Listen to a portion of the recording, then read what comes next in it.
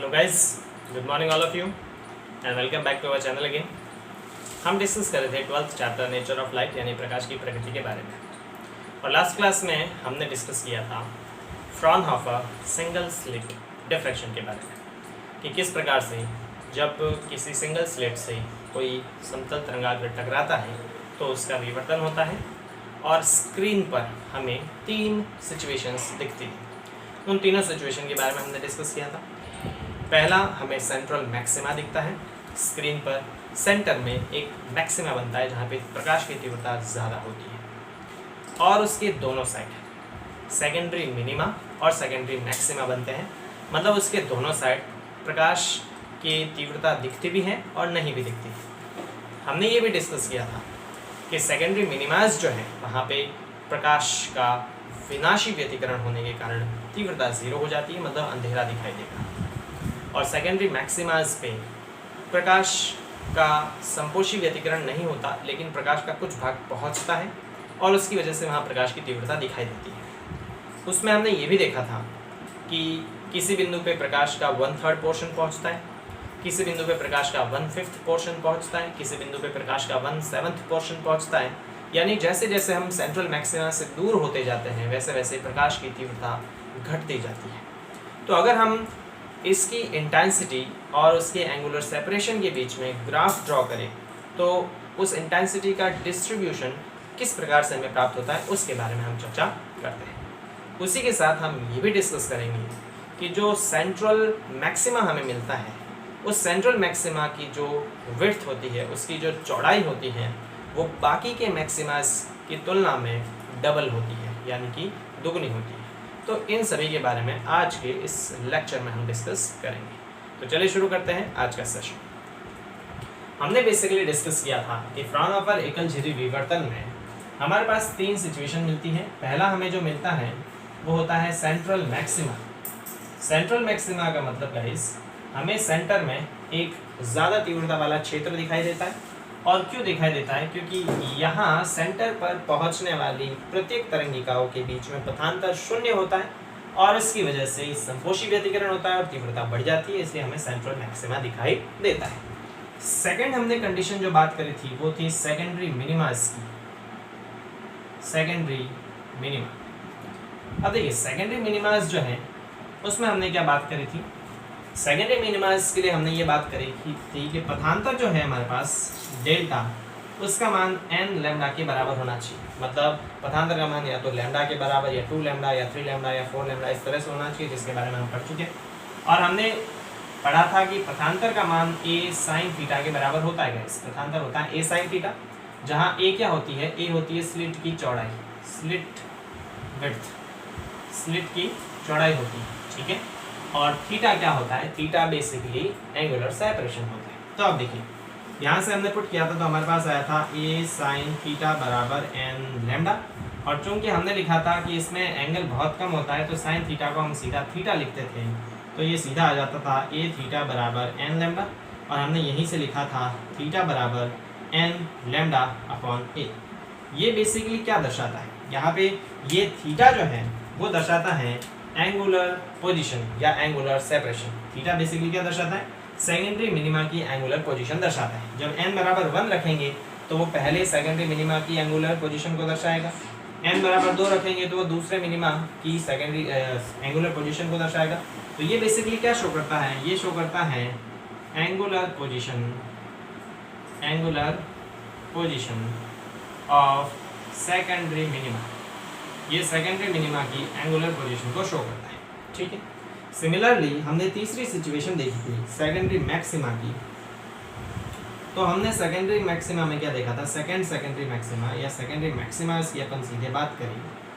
Secondary maxima में हमने क्या देखा था कि यदि पथांतर का जो मान है हमारे पास गाइस, डेल्टा का मान, वो किसके बराबर होना चाहिए? वो होना चाहिए 2n+1 लैम्डा बाई 2 के बराबर। अगर n का मान 0 से स्टार्ट करें तो ये लेंगे, अगर n का मान 1 से स्टार्ट करेंगे तो यहाँ 2n+1 की जगह -1 लेंगे, जो मैं बता चुका हूँ। तो इट्स नॉट रॉकेट साइंस, यहाँ पे सीधे तरह अपन डायरेक्ट यूज़ कर सकते हैं।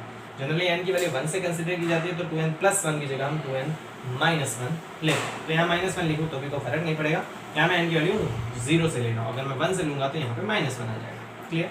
सो इन दैट केस हमारे पास पथांतर का मान कितना होता है, a थीटा। तो यहाँ पे पथांतर a थीटा बराबर क्या आना था, 2n - 1, ये आ जाता था λ/2।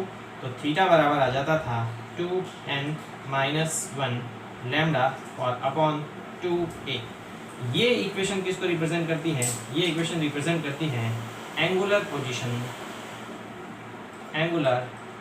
Position of secondary maxima. Secondary maxima की एंगुलर पोजीशन को शो करती है कि सेकेंडरी मैक्सिमा की एंगुलर पोजीशन क्या होगी। n की अगर वैल्यू 1 रखेंगे तो पहला सेकेंडरी मैक्सिमा आएगा, n की वैल्यू 2 रखेंगे तो दूसरा सेकेंडरी मैक्सिमा आएगा। अब इसमें हमने इंपॉर्टेंटली बेसिकली क्या पढ़ा था, इसके सेंट्रल मैक्सिमा की तीव्रता सबसे ज़्यादा होती है, मिनिमा पे हमारे पास तीव्रता 0 होगी, सो इंटेंसिटी विल बी 0, और सेकेंडरी मैक्सिमास पे इंटेंसिटी रेगुलरली घटती है। हमने ये देखा था कि पहला जो सेकेंडरी मैक्सिमा आया था उसमें तीव्रता हमारे पास जो तीव्रता थी उसकी लगभग 1/3 हमने बात करी थी कि प्रकाश तरंगाग्र का 1/3 पोर्शन ही वहाँ पहुँचता है, और सेकंड में हमारे पास जो है वो 1/5 पोर्शन ही पहुँचता है, फिर 1/7 पोर्शन ही पहुँचता है। तो इस तरह जैसे जैसे हम आगे बढ़ते जाते हैं सेकेंडरी मैक्सिमाज में, वैसे वैसे तीव्रता घटती जाती है। यहाँ पे तीव्रता सबसे ज़्यादा, सेकेंडरी मिनिमस पे तीव्रता ऑलमोस्ट 0, और यहाँ पे तीव्रता रेगुलरली घटती जाती है जैसे जैसे सेकेंडरी मैक्सिमा से हम दूर जाते हैं। तो अगर हम इंटेंसिटी डिस्ट्रीब्यूशन की बात करें तो किस प्रकार से बनेगा, देखिएगा यहाँ पे हम शो कर रहे हैं इंटेंसिटी डिस्ट्रीब्यूशन। तो ये जो कर्व है ये इंटेंसिटी को रिप्रेजेंट करता है। सबसे पहले देखिए, जब एंगुलर पोजीशन 0 है, एंगुलर पोजीशन 0 मतलब हम सेंटर की बात करें तो सेंटर में तीव्रता सबसे ज़्यादा होती है, तो सेंटर में तीव्रता सबसे ज़्यादा। उसके बाद जब एंगुलर पोजीशन हमारे पास थीटा का मान n λ/a होगा, n λ/a मतलब या तो λ/a या 2 λ/a या 3 λ/a, तो इन सभी सिचुएशन में हमारे पास सेकेंडरी मिनिमा बनेंगे, मतलब वहाँ तीव्रता 0 होगी। तो यहाँ देखिए, जब एंगुलर पोजीशन के मान मेरे पास λ/a, तो यहाँ पर भी तीव्रता 0 होगी, 2 λ/a यहाँ पर भी तीव्रता 0, 3 λ और यहाँ पर भी तीव्रता 0। इसी तरह सेकेंडरी मैक्सिमा की दूसरी साइड भी, जब ये मेरे पास एंगुलर पोजीशन λ/a तब भी मिनिमा, 2 λ/a तब भी मिनिमा, 3 λ/a तब भी मिनिमा। इस तरह से जब भी एंगुलर पोजीशन का मान λ/a का पूर्ण गुणज होगा, λ/a, 2 λ/a, 3 λ/a, उन सभी सिचुएशन में हमारे पास मिनिमा बनेगा, मतलब वहाँ पे प्रकाश की तीव्रता 0 होगी। तो देखिए, पहला हमारे पास सेकेंडरी मैक्सिमा में तीव्रता सबसे ज़्यादा, और फिर उसके जस्ट पास में हमारे पास तीव्रता कितनी, 0, इसकी दूसरी साइड की तीव्रता कितनी, 0।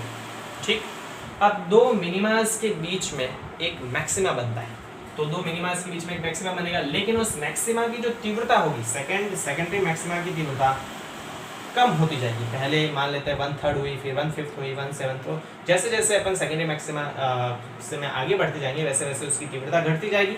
तो यहाँ पे सेकेंडरी मैक्सिमा जो बनेगा उसकी तीव्रता जो हमारे पास सेंट्रल मैक्सिमा है उससे कम होगी, तो उसकी तीव्रता कम, फिर जो बनेगी उसकी तीव्रता और कम, फिर जो बनेगी उसकी तीव्रता और कम। इसी तरह यहाँ पर भी तीव्रता जो बनेगी वो सेंट्रल मैक्सिमा से कम, फिर थोड़ी और कम, और फिर और कम।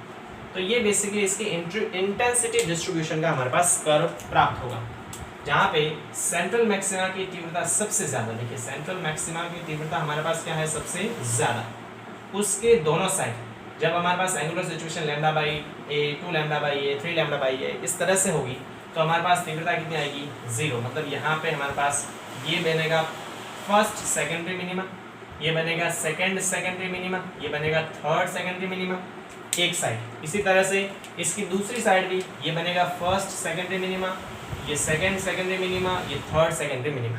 क्लियर? उसके बाद दो सेकेंडरी मिनिमास के बीच में फर्स्ट या क्या कहते हैं सेकेंड सेकेंडरी मैक्सिमा बनेगा, तो ये फर्स्ट सेकेंडरी मैक्सिमा बनेगा, ये वाला फर्स्ट सेकेंडरी मैक्सिमा बनेगा। इसकी तीव्रता सेंट्रल मैक्सिमा से कम होगी। उसके बाद ये बनेगा सेकेंड सेकेंडरी मैक्सिमा जिसकी तीव्रता पहले वाले से भी कम, फिर थर्ड सेकेंडरी मैक्सिमा जिसकी तीव्रता और कम। इस तरह इस साइड भी यहाँ पे ये फर्स्ट सेकेंडरी मैक्सिमा बनेगा, ये सेकेंड सेकेंडरी मैक्सिमा और ये थर्ड सेकेंडरी मैक्सिमा। तो हम क्या देखते हैं कि जैसे जैसे अपन सेंट्रल मैक्सिमा से आगे बढ़ते हैं वैसे वैसे जो हमारे पास सेकेंड सेकेंडरी मैक्सिमाज आते हैं उनकी तीव्रता रेगुलरली घटती जाती है, और दो सेकेंडरी मिनिमास के बीच में एक सेकेंडरी मैक्सिमा बनता है।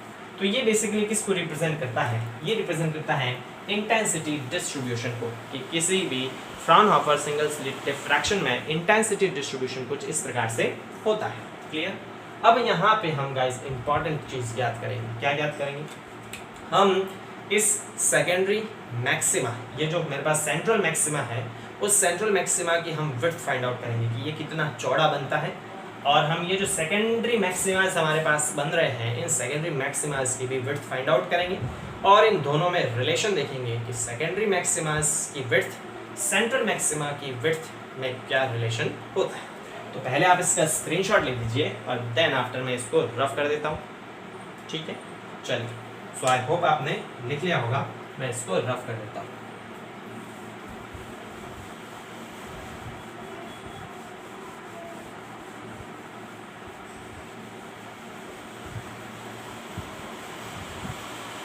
तो पहले एक डायग्राम देख लेते हैं जिसमें हम एंगुलर विड्थ की बात करेंगे, उसके बाद हम लीनियर विड्थ की बात करेंगे। ये जो हमें दिख रही है गाइस, ये कहलाती है हमारे पास सेंट्रल मैक्सिमा की विड्थ। इस सेंट्रल मैक्सिमा की विड्थ को मैं मान लेता हूँ बीटा नॉट।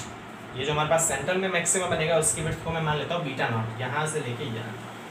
बाकी जो सेकेंडरी मैक्सिमास हमें मिल रहे हैं उनकी विड्थ को मैं मान लेता हूँ बीटा। ठीक है, तो हम इन दोनों में रिलेशन देखेंगे कि सेंट्रल मैक्सिमा की विड्थ में और सेकेंडरी मैक्सिमास की विड्थ में क्या रिलेशन होता है। तो एक डायग्राम अपन कंस्ट्रक्ट करते हैं, देखिए।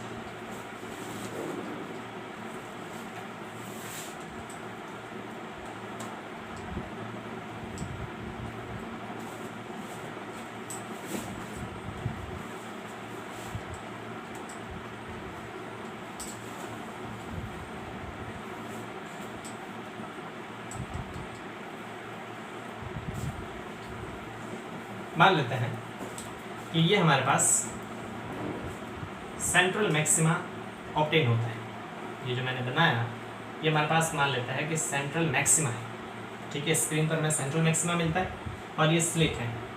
ठीक है, सेंट्रल मैक्सिमा की जो एंगुलर विड्थ बेसिकली क्या होगी, तो सेंट्रल मैक्सिमा के दोनों साइड यहाँ पे मिनिमा बनते हैं, फर्स्ट सेकेंडरी मिनिमा बनते हैं। तो एंगुलर विड्थ बेसिकली क्या होती है? What is angular width? Angular width क्या होती है?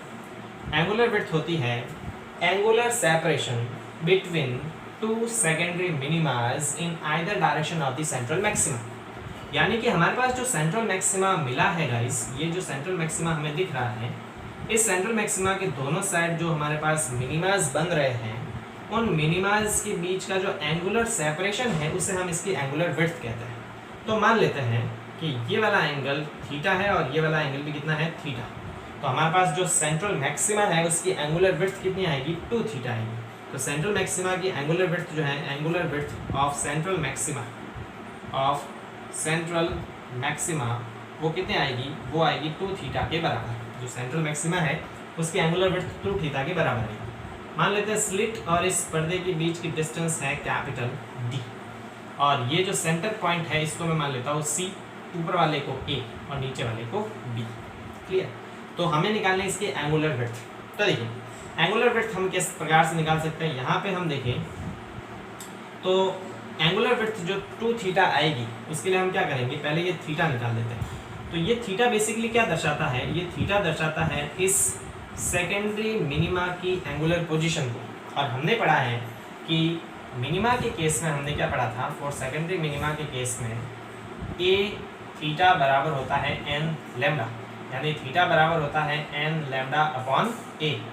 अब ये सेंट्रल मैक्सिमा के जस्ट पास में बनता है पहला सेकेंडरी मिनिमा, यानी पहले सेकेंडरी मिनिमा के लिए एन की वैल्यू कितनी होगी? एन की वैल्यू 1 होगी। तो सेंट्रल मैक्सिमा के इधर जो एंगुलर पोजीशन होगी वो एंगुलर पोजीशन कितनी होगी? लैम्डा बाई ए होगी। मतलब जो ये मिनिमा है, इस मिनिमा की angular position, first secondary minima की एंगुलर पोजीशन हमें पता है वो होती है लैम्डा अपॉन ए। सेकेंडरी मिनिमा की होती है 2 लैम्डा अपॉन ए। तो हमें तो फर्स्ट सेकेंडरी मिनिमा चाहिए। फर्स्ट सेकेंडरी मिनिमा की एंगुलर पोजीशन थीटा जो है वो कितनी है? वो है lambda upon A. So here theta basically क्या है, theta is angular position of first secondary minima. और हमें पता है कि फर्स्ट सेकेंडरी मिनिमा की एंगुलर पोजीशन कितनी होती है, फर्स्ट सेकेंडरी मिनिमा की एंगुलर पोजीशन हमें दे रखी है, वो होती है लैम्डा अपॉन ए, यानी थीटा का मान होता है लैम्डा अपॉन ए के बराबर।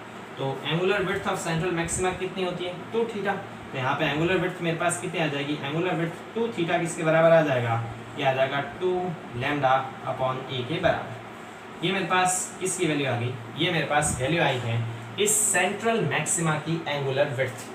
हमें निकालनी है इसकी लीनियर विड्थ। लीनियर विड्थ का मतलब है यहाँ से लेके यहाँ तक इसकी चौड़ाई कितनी होगी, मतलब बीटा नॉट की अपन बात कर रहे हैं, यहाँ से लेके यहाँ तक। तो मान लेते हैं कि इसकी जो एंगुलर लीनियर विड्थ है यहाँ से लेके यहाँ तक वो है बीटा नॉट, मैंने माना।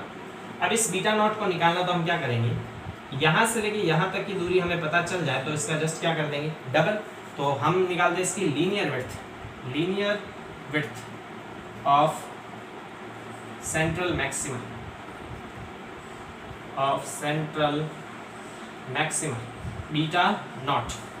इसकी विड्थ निकालनी है ये वाली की, ये कितनी चौड़ी बनेगी सेंट्रल मैक्सिमा। तो इस पूरी दूरी को निकालने के लिए इस दूरी को क्या कर देंगे, डबल। तो ये किसके बराबर आएगा, 2 इंटू ए सी के बराबर आएगा, 2 इंटू ए सी। अब ये देखिए यहाँ पे कोण बराबर होता है, चाप बराबर होता है, कोण बराबर चाप बट्टे त्रिज्या, यानी थीटा बराबर होगा ए सी और त्रिज्या कितनी है इसकी डी। तो हम जानते हैं कि कोण बराबर, चूंकि कोण थीटा बराबर होता है चाप बटे त्रिज्या, चाप कितना है ए सी और त्रिज्या कितनी है इसकी, त्रिज्या है कैपिटल डी। तो यह आ जाएगा डी। यहाँ से अगर हम ए सी का मान निकालें तो ए सी किसके बराबर आएगा, यह आएगा डी इंटू थीटा के बराबर। तो ए सी का मान डी थीटा के बराबर आ जाएगा, तो बीटा नॉट बराबर आ जाएगा 2 और ए सी की जगह आ जाएगा theta into D. So beta not बराबर 2 थीटा मेरे पास दे रखा है, कितना है 2 लैम्डा अपॉन ए। तो ये आ जाएगा 2 लैम्डा अपॉन ए और इंटू क्या आ जाएगा डी। तो ये मेरे पास किसकी वैल्यू आ गई, ये मेरे पास वैल्यू आ गई linear width of central maxima, यानी कि जो सेंटर में जो मैक्सिमा हमें प्राप्त होता है उसकी जो चौड़ाई होती है वो 2 लैम्डा अपॉन ए इंटू डी के बराबर होती है। किसके बराबर होती है, 2 लैम्डा अपॉन ए इंटू डी के बराबर। क्लियर है। ये हमने किसकी बात करी, ये हमने बात करी linear width of central maxima कि सेंट्रल मैक्सिमा की जो चौड़ाई है वो हमें प्राप्त होती है 2 लैम्डा अपॉन ए इंटू डी के बराबर। अब हम बात कर लेते हैं किसी भी सेकेंडरी मैक्सिमा की विड्थ के बारे में कि जो हमें दूसरे सेकेंडरी मैक्सिमाज मिल रही है। तो सेंट्रल मैक्सिमा था, तो सेंट्रल मैक्सिमा की विड्थ आ गई 2 लैम्डा अपॉन ए इंटू डी के बराबर। इसके अलावा जो हमारे पास सेकेंडरी मैक्सिमाज मिल रहे हैं उन सेकेंडरी मैक्सिमाज की कितनी चौड़ाई आएगी, तो उसके बारे में हम डिस्कस करते हैं। इसको रफ कर देता हूँ मैं गाइस, ठीक। चलिए तो इसको रफ कर देता हूँ मैं केवल ये वाला पोर्शन रखता हूँ, बाकी रफ कर देता हूँ।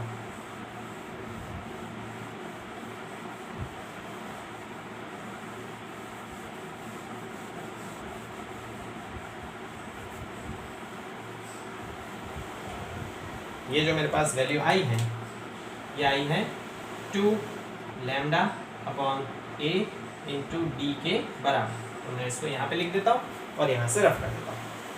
अब हम निकालते हैं किसी भी सेकेंडरी मैक्सिमा की विड्थ के बारे में। तो उसके लिए क्या करते हैं, वेरी इजी, ये डिस्टेंस मेरे पास डी है, ठीक है। तो हम क्या करते हैं, सेकेंडरी मैक्सिमा यहाँ पे बना देता हूँ। मान लेते हैं यहाँ पे एक सेकेंडरी मैक्सिमा इस तरह से बन रहा है, ठीक है।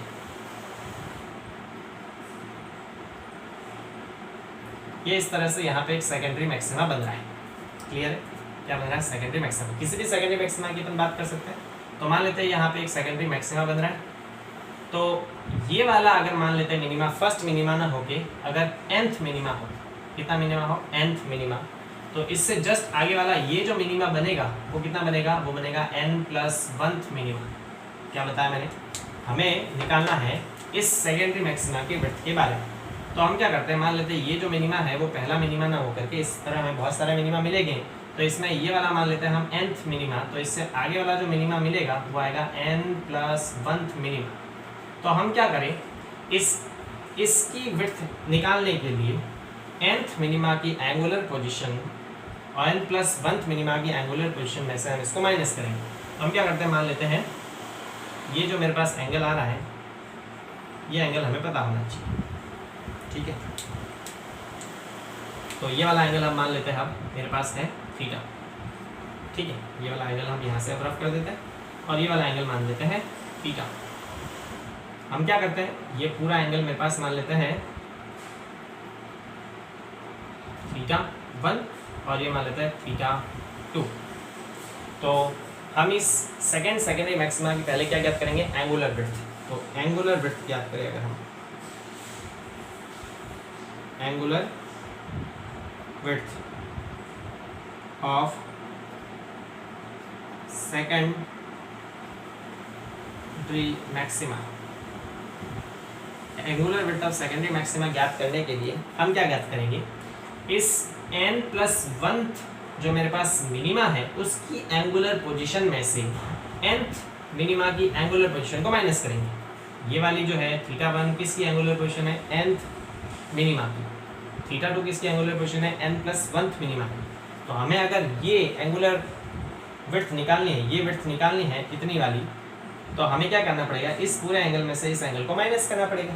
तो उसके लिए हम क्या करेंगे, उसके लिए हम angular position of n+1 minima, जो n+1 मिनिमा की एंगुलर पोजीशन है उसमें से किसकी एंगुलर पोजीशन को माइनस करेंगे, angular position of nth minima की एंगुलर पोजीशन को माइनस करेंगे। तो अगर ये एंगल चाहिए तो इस पूरे एंगल में से इसको माइनस करना पड़ेगा, जो है थीटा 2 माइनस थीटा 1। तो मेरे पास क्या आ जाएगा, देखिए n+1 हमने पढ़ा था कि एंगुलर पोजीशन होती है n लैम्डा अपॉन a, किसी भी मिनिमा की एंगुलर पोजीशन होती है n लैम्डा अपॉन a। तो n+1 मिनिमा की कितनी आ जाएगी, n+1 लैम्डा अपॉन a, और nth जो मिनिमा है उसकी कितनी आ जाएगी, n लैम्डा अपॉन a। इसमें से इसको माइनस करेंगे तो क्या बच जाएगा, लैम्डा अपॉन a बच जाएगा, लैम्डा अपॉन a बचेगा। और ये किसके बराबर आएगा, ये इसकी एंगुलर पोजीशन के बराबर आएगा, जिसको मैं मान लेता हूँ डेल्टा थीटा। क्लियर है, ये किसके बराबर आ गया, ये मेरे पास इस सेकेंडरी मैक्सिमा की एंगुलर विड्थ है। हमने निकालनी है इसकी लीनियर विड्थ, क्या निकालनी है, लीनियर विड्थ। तो लीनियर विड्थ निकालने के लिए हमने क्या किया था, लीनियर विड्थ निकालने के लिए हमने एंगुलर विड्थ को, जैसे यहाँ पे लीनियर विड्थ निकालने के लिए एंगुलर विड्थ को हमने इस d से मल्टीप्लाई किया था, तो यहाँ पर भी इस एंगुलर विड्थ को किस से मल्टीप्लाई करेंगे, d से। तो लीनियर विड्थ हमने क्या मानी थी, सेकेंडरी मैक्सिमा की लीनियर विड्थ को हमने बीटा माना है। तो यहाँ से लीनियर विड्थ बीटा बराबर क्या आ जाएगा, इस एंगुलर विड्थ को यानी डेल्टा थीटा को हम d से मल्टीप्लाई करेंगे, तो बीटा इज इक्वल टू ये आ जाएगा लैम्डा अपॉन a और इंटू d। ये मेरे पास किसकी लीनियर विड्थ आ जाएगी, ये मेरे पास लीनियर विड्थ आ जाएगी सेकेंडरी मैक्सिमा की। तो हम इस इक्वेशन और इस इक्वेशन से अगर देखें तो हमें क्या पता चलता है कि जो सेंट्रल मैक्सिमा की लीनियर विड्थ है वो तो है 2 लैम्डा d अपॉन a, और जितने भी सेकेंडरी मैक्सिमास होंगे उनकी विड्थ आती है लैम्डा d अपॉन a। मतलब सेंट्रल मैक्सिमा की विड्थ जो है वो बाकी सारे मैक्सिमास की विड्थ की डबल आएगी। यानी हम ये लिख सकते हैं कि बीटा नॉट का मान 2 बीटा के बराबर होता है। मतलब सेंट्रल मैक्सिमा की विड्थ बाकी जितने मैक्सिमास हैं उन सभी की विड्थ की डबल हो। क्लियर। तो हमने इस पूरे सेशन में बेसिकली क्या डिस्कस किया, हमने इस पूरे सेशन में ये डिस्कस किया कि सेंट्रल मैक्सिमा की इंटेंसिटी सबसे ज़्यादा होती है, बाकी जितने भी मैक्सिमास हैं उनकी इंटेंसिटी घटती जाती है। दूसरी इंपॉर्टेंट बात, सेकेंडरी मैक्सिमा की जो विड्थ है वो बाकी सारे मैक्सिमास की विड्थ की डबल होती है, ट्वाइस होती है, दोगुनी होती है। क्लियर है गाइस। तो इससे आगे हम डिस्कस करेंगे हमारे अगले वीडियो लेक्चर में। Thank you so much.